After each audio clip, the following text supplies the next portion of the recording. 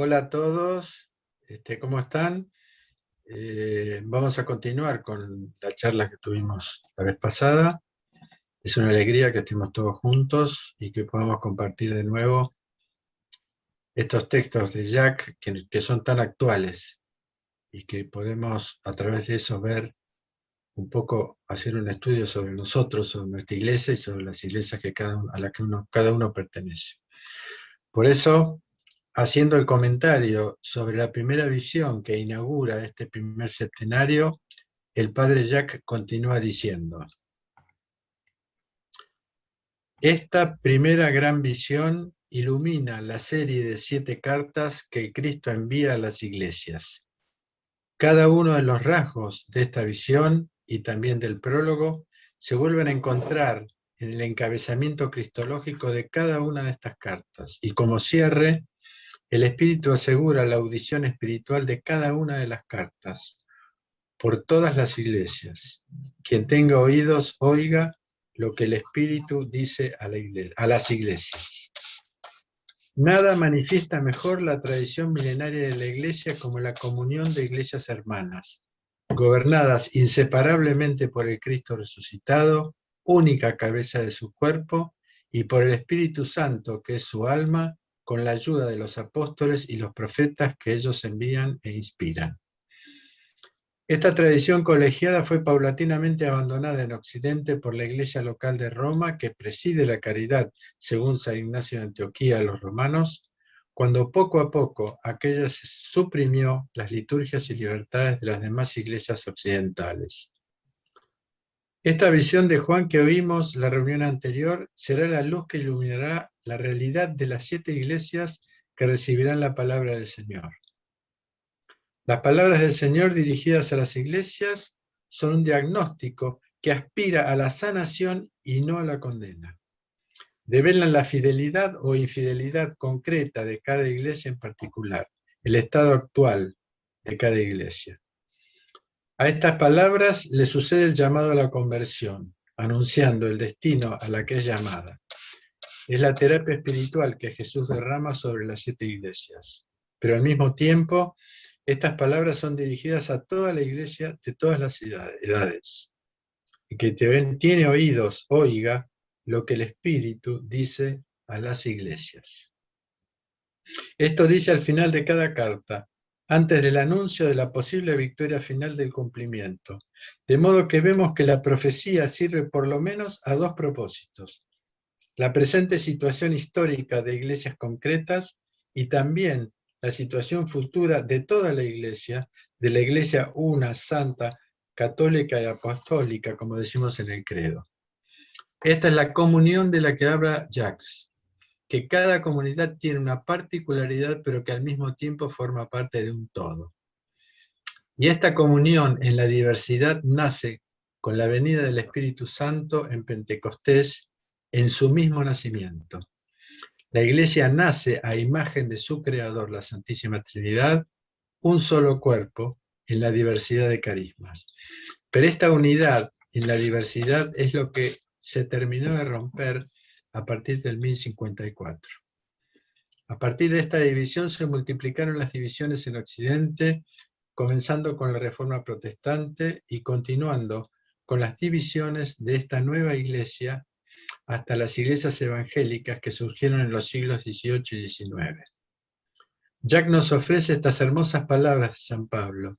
Es un texto compuesto de Efesios, capítulo 18 y capítulo 4. Por el Cristo, unos y otros tenemos libre acceso al Padre, en un solo espíritu.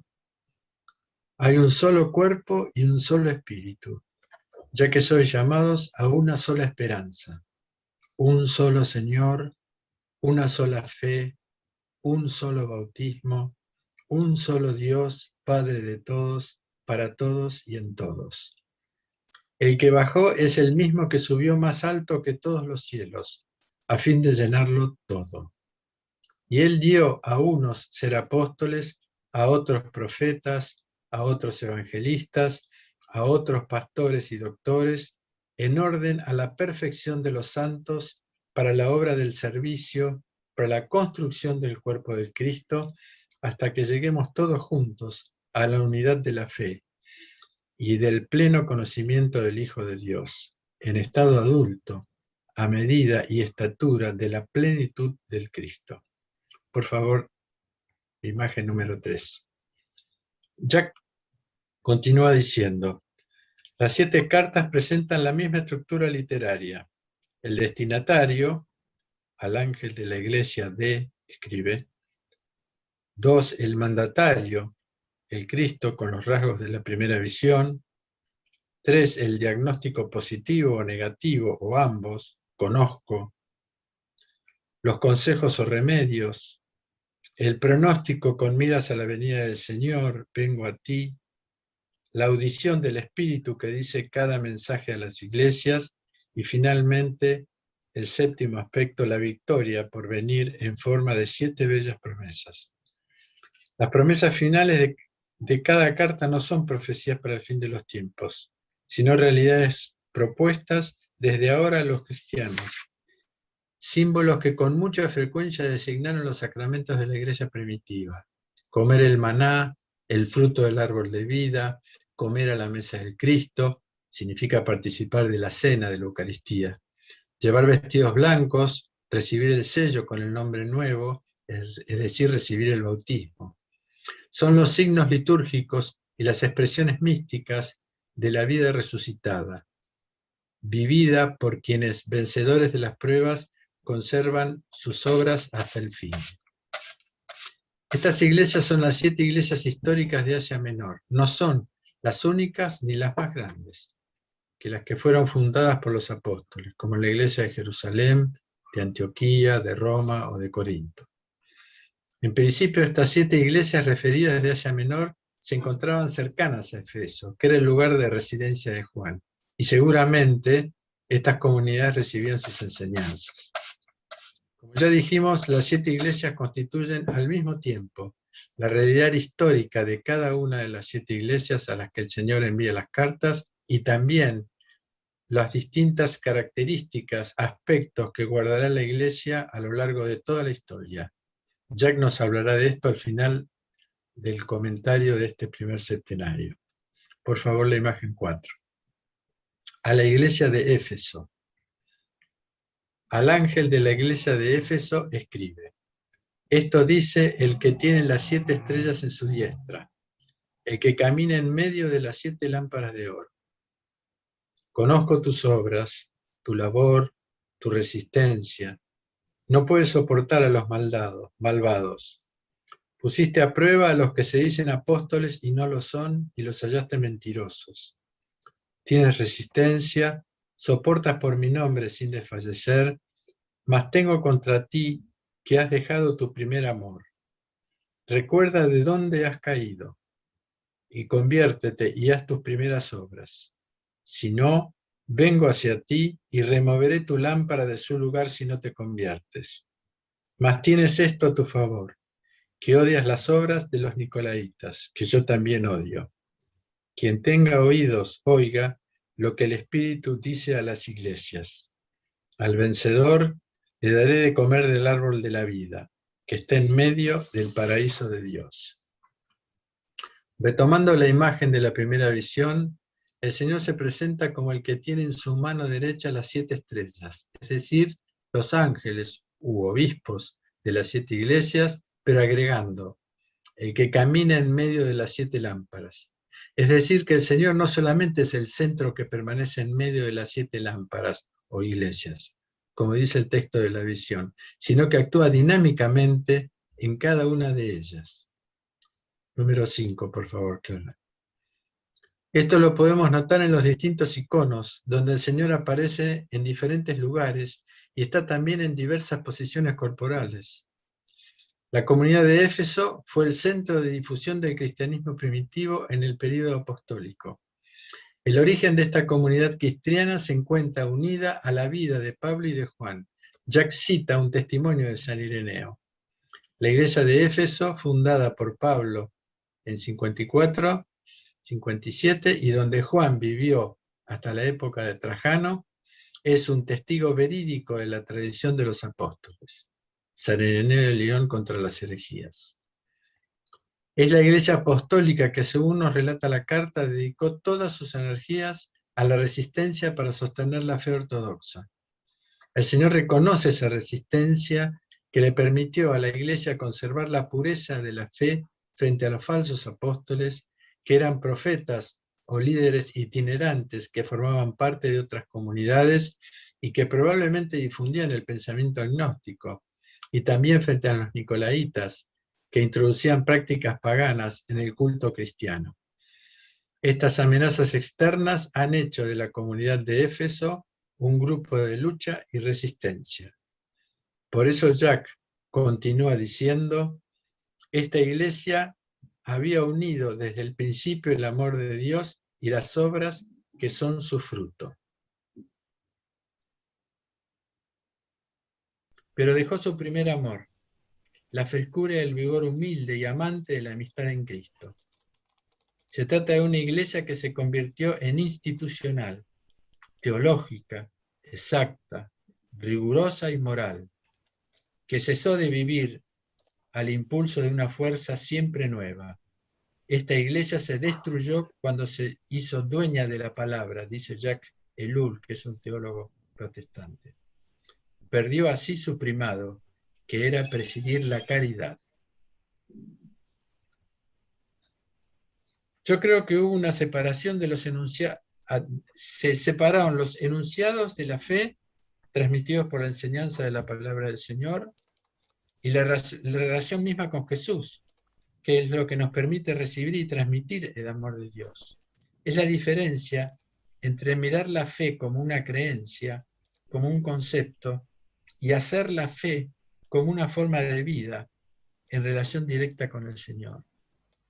Es oír, entender y hacer. Monseñor Martín dice en su comentario del Apocalipsis que hizo en el 2019, contra ti tengo que abandonaste el fervor de tu primer amor. Está citando él. Lo que recuerda es que caminando en esta forma de constancia, de fidelidad, hemos perdido el fuego, el ardor, el entusiasmo. Efeso es la conciencia fatigada que repite. Es fiel, pero perdió el contacto con la incandescencia, con la claridad de los comienzos del camino. Esa es una experiencia importante en el camino espiritual. En el camino perdemos el fuego. En el camino de las parejas, en el camino comunitario, hemos perdido el entusiasmo, ese primer impulso. La gran palabra que encontraremos en el Apocalipsis es vuelve, vuélvete, arrepiéntete, conviértete, date vuelta, reencuentra el clima del comienzo del camino, reencuentra el sentido de la historia, reencuentra el entusiasmo, el lazo con el fuego. Para nosotros es importante, en un mundo que está enfriado, que tiene frío en el alma, reencontrar el lazo con ese ardor, esta fidelidad a los primeros compromisos, cualesquiera sean los impedimentos. Las consecuencias son graves. Si no hace la conversión de volver al primer amor, la iglesia de Éfeso, la lámpara será removida, porque habrá perdido la luz. Pero si resulta victoriosa gracias a la conversión, a su retorno al amor del Señor, se alimentará del árbol de vida, hará plenamente la primera experiencia propuesta a los hombres, que es la experiencia del paraíso, la de la comunión de amor con su Señor, aquella experiencia en la que Dios venía al atardecer a visitar a Daniel. El Señor da la llave para comer del árbol de vida.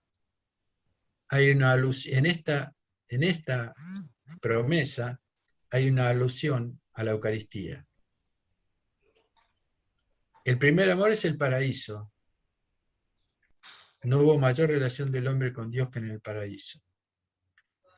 Creo que también actuar en defensa de algo, aunque sea en defensa de Dios, es correr el riesgo de caer en un cierto fanatismo que genera un peligroso encerramiento sobre uno mismo.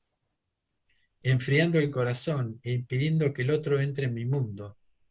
Es uno de los grandes problemas de este siglo, en donde el Señor nos anuncia en Mateo 24 la ruptura de todas las relaciones, y eso tiene que ver con el fanatismo. No permitir que el otro entre en mi mundo y en mis creencias y en mis pensamientos. Y eso enfría el corazón. No le damos lugar a nadie.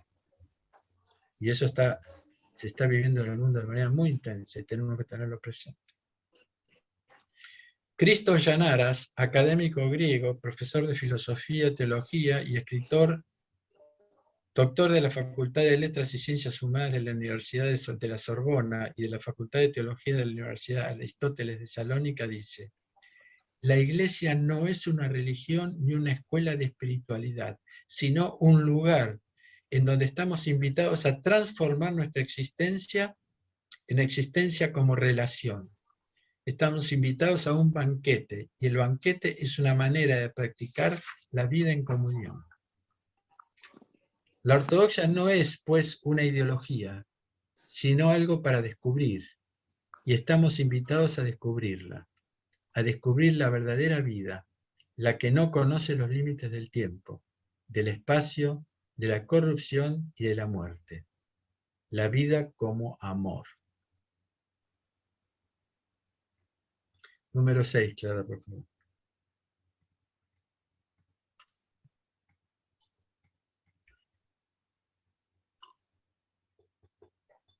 A la iglesia de Esmirna. Al ángel de la iglesia de Esmirna escribe: esto dice el primero y el último, el que estaba muerto y vive. Conozco tu tribulación y tu pobreza, aunque eres rica, y la blasfemia de los que se dicen judíos y no lo son, sino una sinagoga de Satanás. No te estremezcas, vas a sufrir. He aquí, el diablo va a echar a algunos de vosotros a la cárcel, para que seáis puestos a prueba. Tendréis una tribulación de 10 días. Sé fiel hasta la muerte, y te daré la corona de vida. Quien tiene oídos, oiga lo que el Espíritu dice a las iglesias. El vencedor no será dañado jamás por la segunda muerte. Dice Jacques: esta es la iglesia de los mártires. Su obispo Policarpo, discípulo de Juan, será mártir hacia el 155. Nosotros, cuando celebramos las fiestas del santo mártir Policarpo, oímos, muchas veces hemos oído todo el proceso que tuvo de su martirio, que es una maravilla realmente. Es la única iglesia con la de Filadelfia que no recibe reproches. Es una iglesia pobre, rica de la única riqueza, la fidelidad y la resistencia en medio de breves persecuciones. A imagen del Cristo muerto y resucitado, recibirá la corona de los mártires, la corona de vida, más fuerte que toda muerte. Su esperanza se apoya en la entera confianza en su Señor. En esta carta el Señor se presenta como el primero y el último, el que estaba muerto y vive. Son las mismas palabras que el Señor le dice a Juan cuando éste cae ante su presencia, cuando le dice: no temas, yo soy el primero y el último, el viviente. Estaba muerto y he aquí, estoy vivo en los siglos de los siglos. Así como vimos que estas palabras que calmaron el temor de Juan ante la fuerte visión que estaba recibiendo, ahora estas palabras son de consolación para la comunidad, ya que el Señor les está anunciando el sufrimiento, las persecuciones, la tribulación y la cárcel de algunos. Recuerdan que reflexionamos en aquella reunión, en la reunión pasada, ¿a qué le podemos tener miedo si con ellos, a qué le pueden tener miedo a la comunidad si con ellos y en ellos está aquel que es el primero y el último, el viviente que resucitó entre los muertos? Y eso es lo que nos tenemos que decir cada vez que son palabras del Señor, de consolación, lo tenemos que decir cada vez que recibamos una prueba. Esmirna Era una ciudad bastante rica. Sin embargo, el Señor exalta la pobreza de esta iglesia. La pobreza por el espíritu, la resistencia en las pruebas y las persecuciones hacen de esta comunidad una habitante del reino. Recordemos las dos bienaventuranzas que prometen en el presente el reino de los cielos. Bienaventurados los pobres por el espíritu y los que sufren persecución por la justicia. Como dijo Jacques, su riqueza es la fidelidad y la resistencia que será coronada con la corona de los mártires, la corona de vida, que es más fuerte que toda muerte. Por eso esta comunidad no tendrá ningún reproche de parte del Señor. 7, por favor, Clara.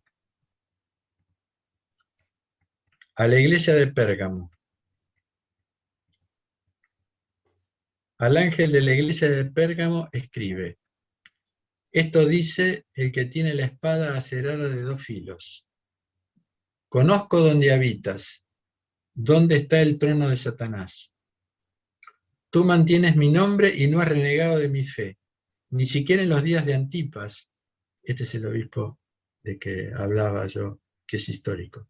Mi testigo fiel, muerto allí donde habita Satanás. Mas tengo algo, poco, contra ti.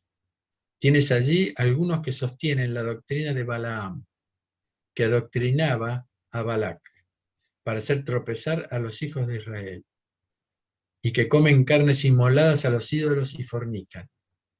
Y también tienes algunos que sostienen la doctrina de los nicolaitas, nuevamente los nicolaitas. Conviértete, pues, si no, vengo pronto a ti y les haré guerra con la espada de mi boca. Es decir, si ustedes no actúan, voy a actuar yo, dice el Señor.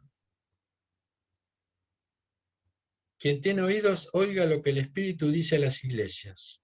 Al vencedor le daré maná escondido, y le daré una piedra blanca, y sobre la piedra escrito un nombre nuevo, que nadie conoce sino el que lo recibe.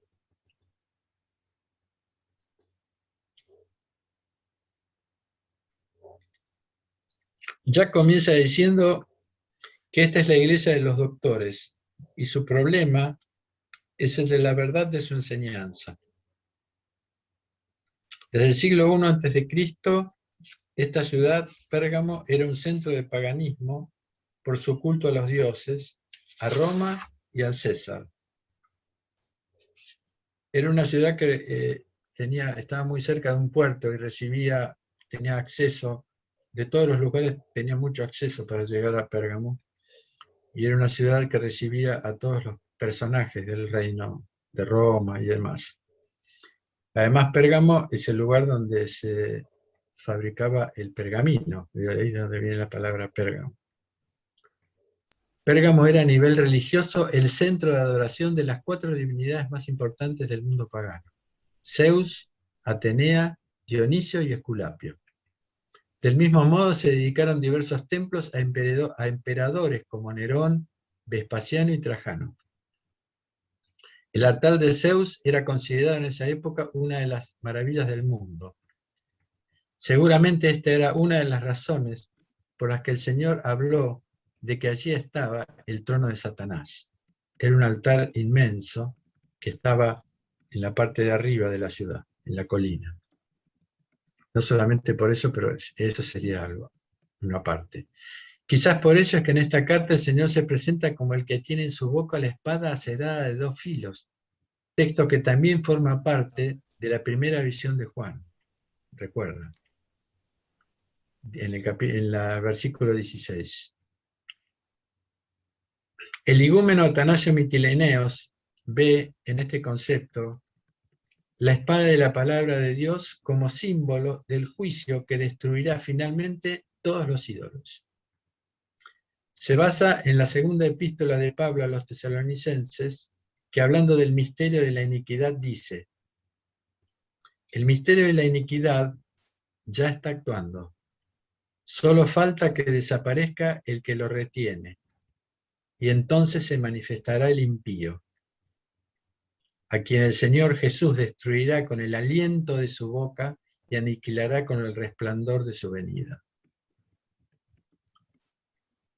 Está hablando del fin de los tiempos del anticristo, ¿no es cierto? Por eso el Señor reconoce que a pesar de haber convivido con el ambiente pagano tan marcado en Pérgamo, la comunidad ha mantenido su nombre, es decir, la realización de su nombre, Yeshua, Dios salva, y no ha renegado de la fe, ni siquiera cuando mataron a Antipas, su primer obispo de esta iglesia. Esto demuestra también, que ya lo dije, la realidad histórica de estas cartas. Haber mantenido el nombre del Señor es haberlo guardado en el corazón, es haber hecho la palabra, haber vivido según esa palabra a pesar de la atmósfera pagana en la que vivían. Es el cumplimiento de la segunda intención del Padre Nuestro. Santificado sea tu nombre. Jack continúa diciendo, allí el trono de Satanás es más visible que en otras partes.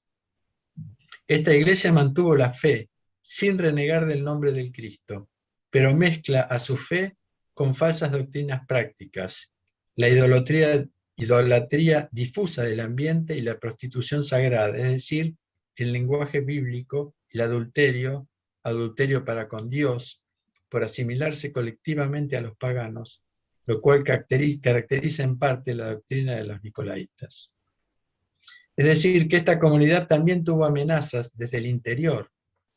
Los llamados seguidores de Balaam y los nicolaitas, que compartían más o menos la misma doctrina, con varios milenios de diferencia. Balaam es más o menos alrededor de 3.500 años antes de Cristo, que justamente cuando entra todo el pueblo hebreo, cruza el Jordán, entra el pueblo y de repente los que vivían ahí se encuentran con 2 millones de judíos y se asustan y van a buscar a este mago Balaam para que los llene de tentaciones, comidas, mujeres, etcétera, para ver si podían caer. Está en el libro de los Números.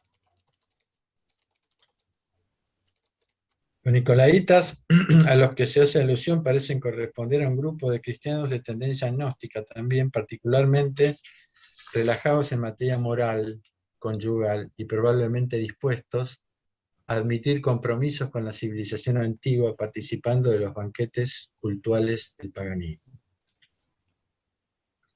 El igúmeno Atanasio comenta algo interesante.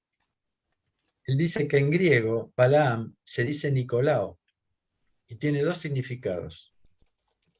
La victoria del pueblo, o también puede significar la victoria sobre el pueblo, es decir, su derrota. Y Balaam en hebreo significa la destrucción del pueblo. O sea que tanto los balamitas como los nicolaitas serían los que destruyen o quieren destruir el pueblo de Dios. Si la comunidad sale victoriosa de la prueba, continúa diciendo Jack, recibirá el maná escondido, en vez de la vianda ofrecida a los ídolos, y la piedra blanca con el nombre nuevo. No se puede expresar mejor la calidad de la enseñanza que dan Dios y los verdaderos doctores y de su fruto, que los fieles experimentan. El conocimiento íntimo y personal del nombre que cada uno recibe. Ese nombre indica la realidad esencial y mesiánica de la persona única en cada uno. Ese nombre solo se revela escuchando la palabra de Dios y el del Espíritu. En la visión de la palabra de Dios, como la espada de dos filos, ya que elige el texto de la epístola a los hebreos, que nos remite a la actualidad.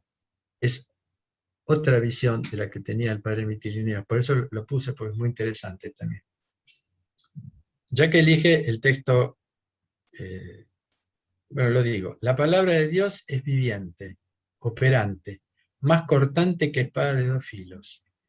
Penetra hasta la división entre el alma y el espíritu, de las coyunturas y las médulas, y discierne los pensamientos y las intenciones del corazón. Es maravilloso ese texto, bien traducido. Por eso continúa diciendo Jack, el error más frecuente, la herejía de las iglesias de hoy, es la confusión entre, por una parte, la psiquis determinada por la herencia y la sociedad, y por la otra, el espíritu libre y determinante dado inmediatamente por Dios, que es el espíritu. La conversión consiste en pasar de los múltiples nombres y cualidades con los que nos identificamos al nombre nuevo y escondido, recibido directamente del Cristo y del Espíritu. Es un cambio de nombre, un cambio de realización. Es hermoso lo que dice Jack. El maná escondido ofrecido por el Señor es símbolo para mí de la Eucaristía. No olvidemos que estas palabras que recibió Juan fueron en domingo. Y no olvidemos que el momento de la Eucaristía es la única vez en la que somos llamados por nuestro nombre. Es el único momento litúrgico en el que somos nombrados, que es el nombre del bautismo. Por eso es muy importante el nombre del bautismo. Ahora el tema de los nombres personales es todo un tema, porque primero ahora se busca en los nombres lo exótico más que el significado del nombre. Por ejemplo, ¿quién podría llamarle a su hijo Pánfilo? ¿No es cierto? Sería terrible. Sin embargo, significa amor universal.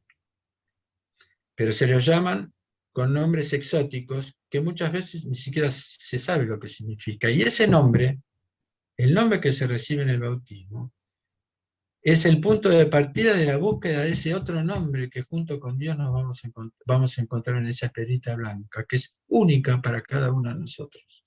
Única. Pues es muy importante el nombre, pero además de eso, apareció el sobrenombre en el mundo. Ya no llamamos a las personas por su nombre, las llamamos por el sobrenombre, que no significa nada. No estamos nombrando a la persona. Y además de eso, cuando se le dice el nombre, se le dice el nombre por la mitad. No se dice Susana, se dice Su.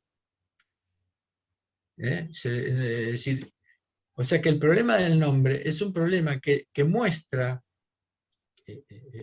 profundamente todo este tema del nombre, todo este tema, toda esta significación, que en este tiempo, aceleradamente, es como que se está perdiendo el nombre.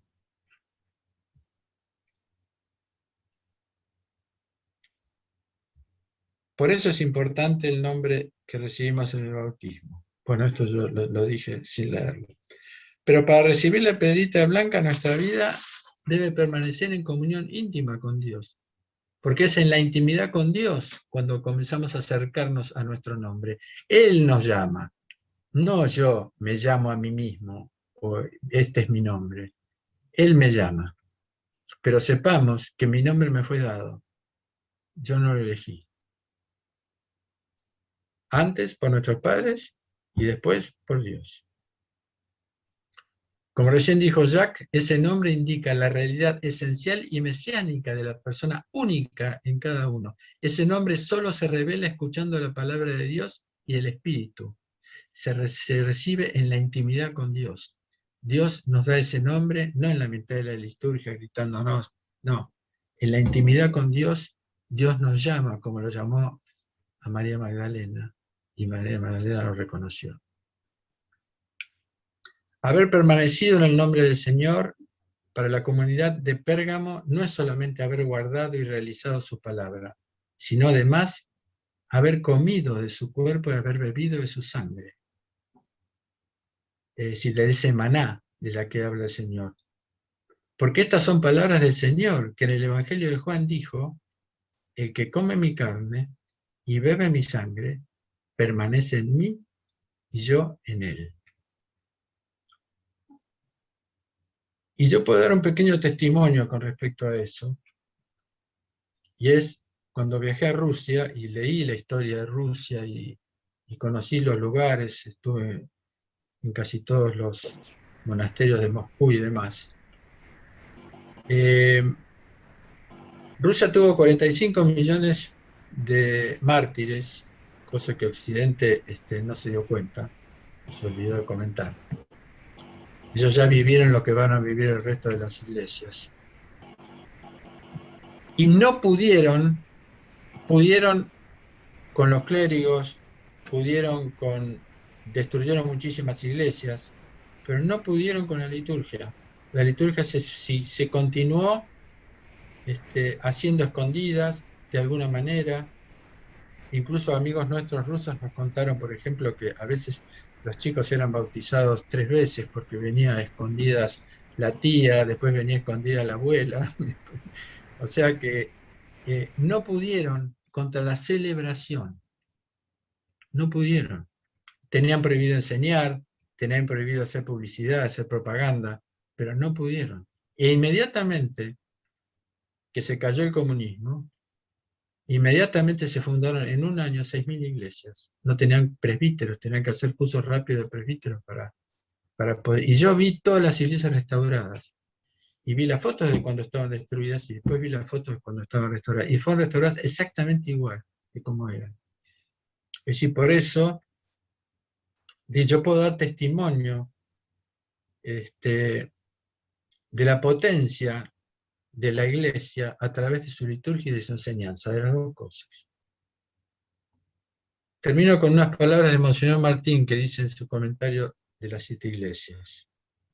Antes de Pentecostés, los hombres y las mujeres que estaban alrededor de Jesús estaban como nosotros, dominados por lógicas psicológicas, pero a partir de ese momento fueron como inervados por un río de vida y se convirtieron en otra humanidad, como dimensión de revelación en el corazón mismo de su humanidad psicológica, vivieron la revelación de su propia persona en Cristo.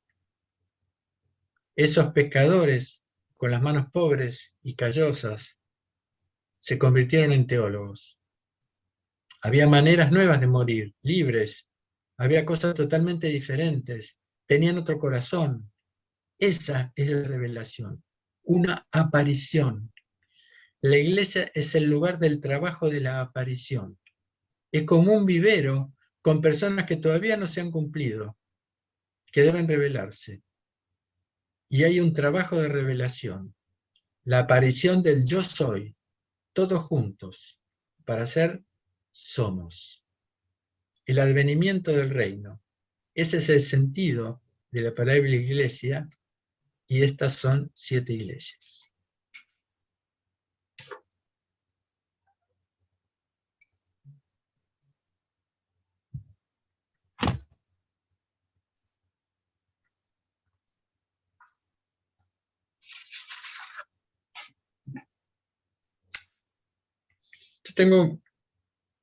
Separé algunos textos que nos muestran, nosotros creemos que estamos viviendo el final de los tiempos y es muy posible que sí, pero esto pasó en todos los tiempos, por eso es importante esta revelación del Apocalipsis, porque estos acontecimientos han ocurrido siempre, no es que la iglesia era extraordinaria y ahora es un desastre, siempre hubo problemas, por eso les voy a leer un texto de Nicolás Cavazzilas, que es un teólogo bizantino del siglo XIV, que dice algo que tiene una actualidad terrible. Dice, lo que hay que hacer es combatir el olvido. Sin cesar estamos en el olvido. Sin cesar tenemos la tentación de vivir como autómatas, como sonámbulos. El hombre olvida que existe, olvida que los otros existen, olvida que el mundo existe, olvida a Dios. Vive en un tiempo devorador en el que cada instante devora el siguiente, donde en cierto sentido jamás hay presente. Entonces es necesario despertar. Es uno de los grandes temas de la ascesis, despertar.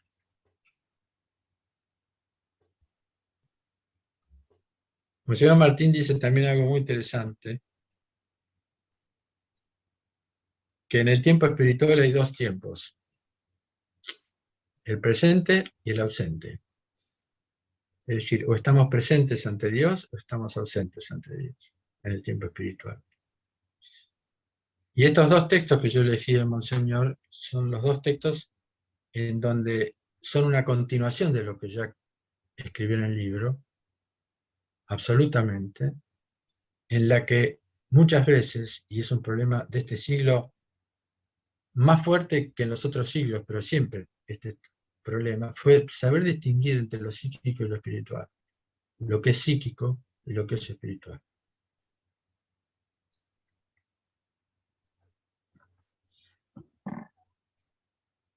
Bueno, si tienen alguna pregunta que hacer, si no, mejor.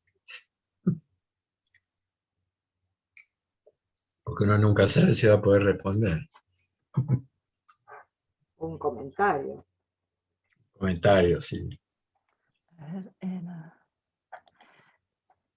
sí, yo ahí volví la imagen porque tenía baja conectividad y para no perder la charla. Hermosa la charla de hoy, Enrique, es muy impresionante. Yo tengo un problema histórico de siempre, que mi mamá pensó mi nombre, mis padres pensaron mi nombre, pero quien me anotó el nombre de mi mamá.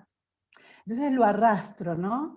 Y bueno, porque digo, bueno, en realidad no sé si el que vale es el que pensaron mis padres o intervino la providencia y me pusieron el nombre de mamá y quizás tengo que completar la misión de ella, bueno, así como que tengo eso.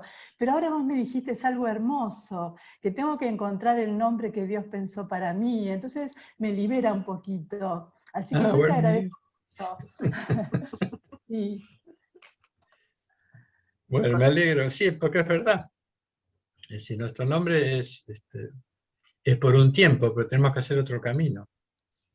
Y puede ser las dos cosas, tenés razón. O sea, puede ser que haya pasado cualquiera de las dos cosas, pero lo mejor es que te encuentres en el nombre que viene. Muy, muy, muy lindo lo que decís, la verdad que es muy interesante. Yo quería contar algo también con respecto a esto del nombre, que me contó una musicóloga, etnomusicóloga, que trabajó durante muchos años con los guaraníes de Misiones, los ya guaraní, y viviendo con ellos, había nacido una nenita, y los guaraníes que se consideran cristianos, más o menos, fueron a la iglesia a bautizarla. Y el padre, el sacerdote, le preguntó, bueno, ¿qué nombre le van a poner?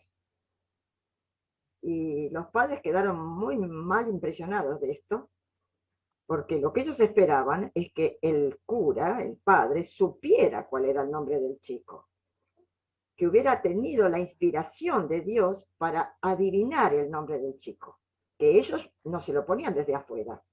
Era Dios mismo el que daba el nombre a través de esta especie de chamán que hubiera debido ser el presbítero. Simplemente para decir algo parecido a lo que le pasó a Vilma. Interesante, interesante.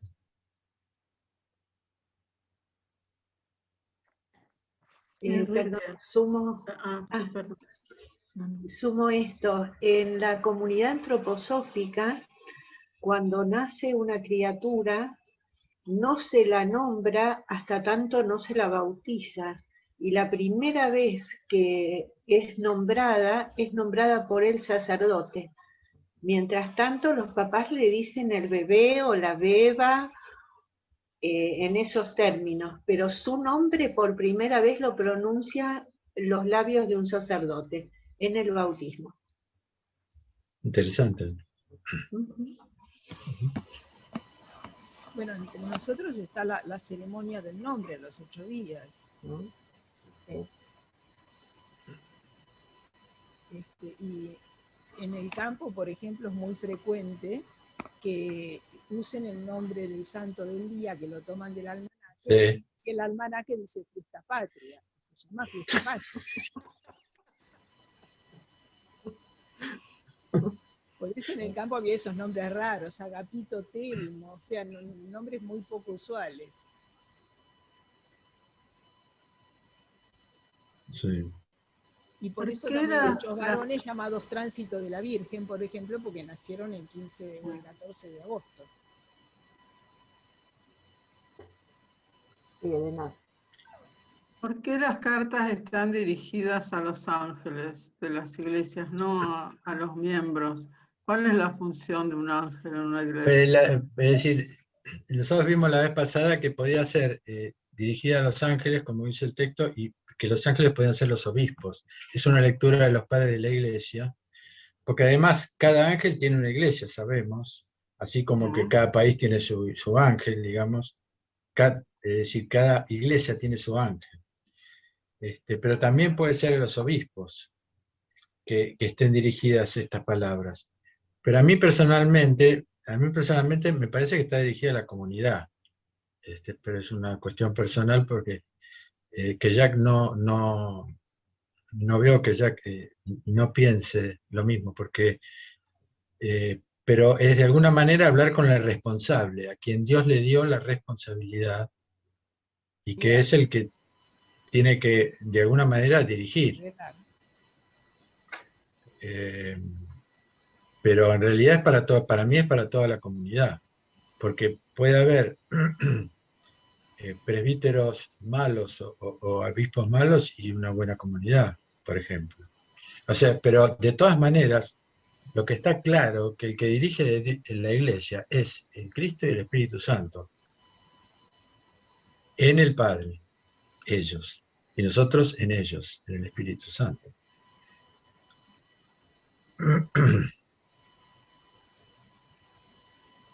Pienso que lo del ángel puede querer decir también la comunidad, como dice Enrique, pero la comunidad en tanto que un ser espiritual, no en tanto que una suma de personas. Eso puede ser, claro. Sí, tal cual. Perdón, no lo aclaré, pero sí, por supuesto.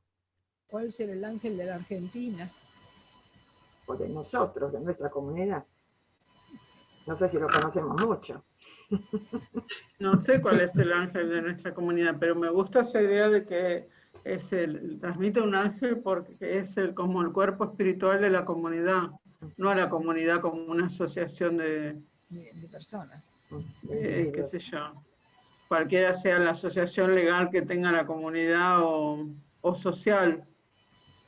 En ese sentido... de la comunidad que se dirige. Exactamente. O sea, para mí esa es la comunidad y lo que escribiste es en relación a la comunidad, no al obispo, por ejemplo. El igúmeno Atanasio dice más como que está dirigido al obispo de esa iglesia, lo que le dice.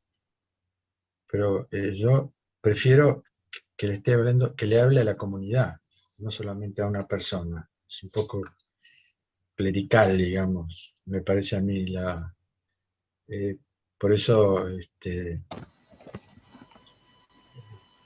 estoy seguro que a esa comunidad que está haciendo cosas, o sea, lo que el Señor le critica o aprueba o desaprueba, es la tarea que está haciendo la comunidad, ya sea espiritual, pastoral, etcétera. Sí, claro. Pero el obispo es el responsable. Sí, es el responsable. Acá no hay nada de clerical en el mal sentido de la palabra. Claro. Si la comunidad está mal, el responsable es el obispo. O sea que el espíritu de la comunidad es responsabilidad del obispo de esa comunidad, en cierto sentido. No es un problema de jerarquía eclesiástica o un problema administrativo. Exactamente. Exactamente. O sea que cualquier error nuestro la culpa la tiene Monseñor Martín. La culpa la tendría Monseñor Martín si no nos corrigiera. Ah, claro. Que es lo que justamente hace el Cristo con las iglesias. Las viene a corregir, las viene en cierto sentido a curar, es como un médico. Que viene sí, decir, lo dije. Sí. Es una sanación. Es una sanación, es como un médico, me decía, tenés tal cosa, el remedio es este. Tal cual. Y bueno, ahí me queda una duda en el sentido de que podría ser que el obispo dirigiera una comunidad bueno, que no sé, cualquiera de las que están mencionadas aquí, y quizás alguien, un grupo de personas o una persona, no cumpla o no encuadre en lo que le dice a la iglesia entera, ¿no? Desde ese lugar entiendo quizás lo que dice Enrique, porque en un punto nosotros estamos leyendo cada uno el Apocalipsis y podríamos ver, yo podría haberme reflejado en algo que mi comunidad está correcta, ¿no? ¿O digo mal? No, entiendo muy bien. No, está bien, sí. Lo que pasa es que hay un hilo fino entre la responsabilidad y el clericalismo, digamos. O sea que, digamos, en lo que generalmente el episcopado o el sacerdocio, o cualquier orden de la iglesia, es tomado más como una cosa de autoridad que como una cosa de autoritarismo, no sé, o de dirección, que como un servicio, porque el obispo es responsable en tanto servicio que da la iglesia, no en tanto poder. Por eso yo dije en la primera reunión, dije que el obispo tenía dos ángeles, el ángel personal y el ángel de la iglesia. ¿Se acuerdan? Claro. Pobre obispo. Sí. Más el ángel, el otro ángel, ¿no? El malo, que le da tentación, o sea que es un problema, digamos. Mónica. Sí, quería agregar que yo sigo sintiendo que estas 7 cartas son un mapa para un autoanálisis de conciencia, en la medida que uno pueda ver las correcciones que el Cristo viene a hacer en uno, identifique esa trama que por ahí tiene que ver con lo que se está relatando en cada una de las cartas y tome para sí, cuando lo vea esto, el remedio que el Espíritu da. Me parece que es un mapa directamente para un autoanálisis de conciencia, las 7 cartas. Sí, totalmente. Yo les leí un texto del obispo la vez pasada que él hablaba de que también nosotros tenemos las 7 iglesias adentro, en los 7 niveles nuestros de conciencia. O sea, sí, totalmente. Es una de las maneras de verlo, como comunidad personal y también como relación comunitaria. Porque en una iglesia las relaciones comunitarias son muy importantes, porque ahí es donde se ensaya lo que se aprende, en la comunidad se ensaya. Por eso es un trabajo, por eso yo siempre hablo de comunidad más que de iglesia, porque en la comunidad es donde están los encuentros, los desencuentros, donde se dan las situaciones negativas, las positivas. ¿Y a quién ponemos como testigo, como ayuda, como consejero? Y fundamentalmente cuando pasa algo de eso, cuando se nos presentan esas dificultades, lo primero que hay que hacer es lo que vos decís, Mónica, ver en mí, en esas 7 iglesias interiores, qué es lo que puedo hacer en función de la palabra de Dios, de los consejos divinos, que son. Ahora también vemos que Jesús no es el Señor no es un dulce, ¿cómo podría decir? Un bueno que permite todo, que perdona todo. A la iglesia de Éfeso, que tenía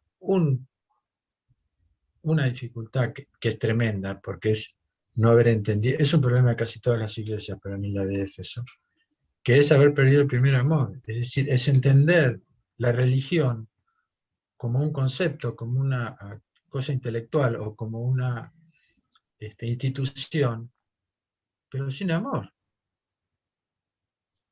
Y en la corrección es sacarla a la lámpara. O sea, hay un punto en el que digamos, el Señor es duro, porque es muy peligroso. Por eso tenemos dos visiones falsas de Dios. Una visión en la que Dios no perdona nada y nos condena todo el tiempo, y otra visión en la que perdona todo, sin ningún tipo de sacrificio, sin absolutamente nada.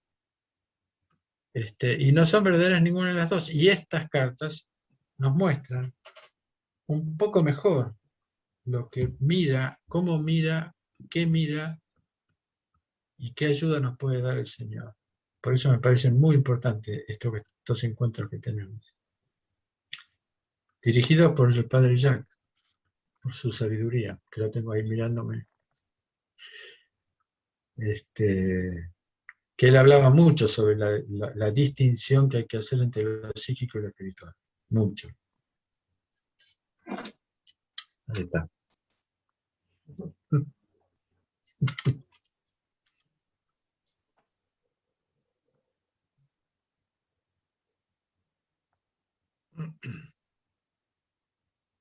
Bueno, ¿algo más? ¿Algún comentario más?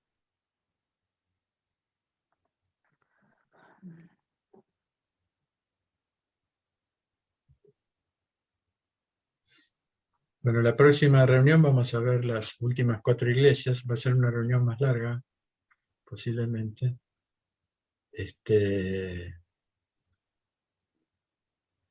Y bueno, con eso vamos a tener una visión general de las 7 iglesias y bueno, habremos aprendido algo. Para pasar de la... ¿Escribió sobre ese tema, sobre distinguir entre los psíquicos? ¿Me pregunta eso?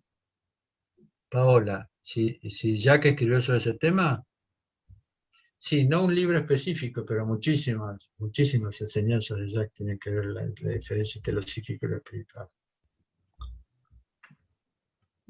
Muchísimas enseñanzas de él.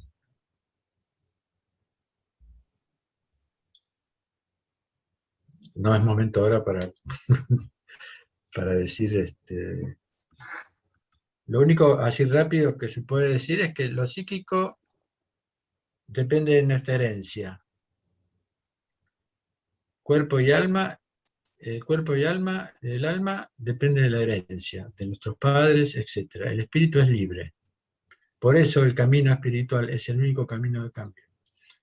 Porque el alma y el cuerpo no dependen de nosotros, depende de los cromosomas que recibimos, depende de nuestros padres, depende de la cultura, de la enseñanza que hemos recibido, depende de muchísimas cosas, que todas son creencias. El espíritu es libre, es absoluto. Y cuando el espíritu no espiritualiza el alma y el cuerpo, es cuando nos quedamos agarrados, nos quedamos esclavos del alma, que es naturalmente, por naturaleza, es inestable, porque el alma fue creada de la nada a la existencia, por lo tanto, es cambio en sí misma. Entonces hoy vamos a estar bárbaros, mañana no, después sí, después no. Sí. Eso es todo lo que es psíquico. Por eso hay que distinguir muy bien, porque a través de lo psíquico, Dios puede acompañar muy poco.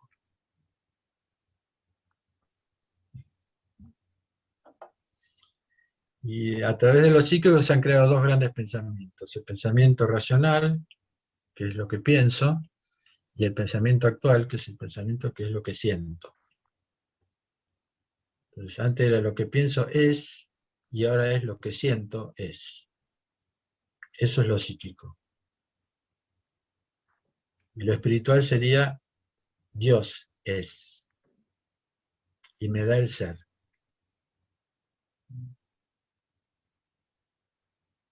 Bueno, ¿listo? Gracias, Enrique, por esto que nos dijiste realmente. Muchísimas gracias a todos por la escucha. No sé si el silencio fue porque apagaron los micrófonos o porque estuvieron atentos. Es un chiste. Sí. Que el Señor los bendiga a todos realmente y muchas gracias por escuchar. Chao, gracias. Gracias. Chao. Chao. Gracias. Chao, chao. No se olviden que Monseñor habla el domingo. Para los que Sí, tal cual. se quieren escribir que no lo han hecho todavía. Gracias. Chao. Chao. Gracias. No. Muchas gracias.